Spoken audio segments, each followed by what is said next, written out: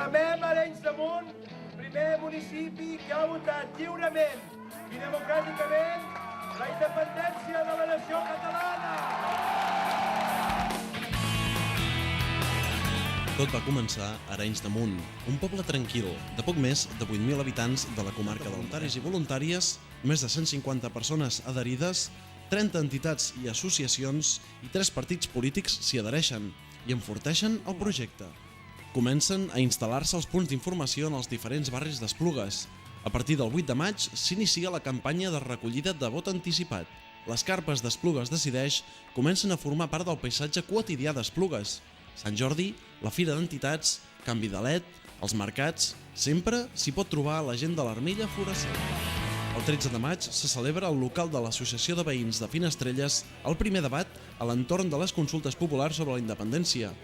Moderats per Magda Gómez, col·laboradora habitual d'ETV Llobregat Televisió, els diferents portaveus dels partits polítics amb representació municipal van exposar els seus arguments i raons sobre les nouvinguts residents Esplugues. El Centre Cultural d'Avenç va reunir mig centenar de persones que van sentir les intervencions d'Ivan Arques, Josep Manel Ximenis i Francesc Rivera Titot, moderats pel periodista de TV3 Miquel Moreno. 19 de juny, el dia abans de la consulta, és l'escollit per la festa final de campanya d'Esplugues Decideix. Elisenda Pelusi, de Sobirania i Progrés, Diego Arcos, del Casal, Ramon Manent, Francesc Manimón i Marcel Caselles ofereixen unes habaneres mai vistes ni sentides.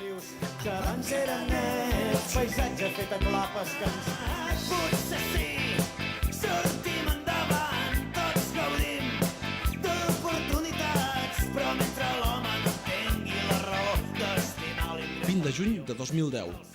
Consulta sobre la independència de Catalunya a Esplugues de Llobregat.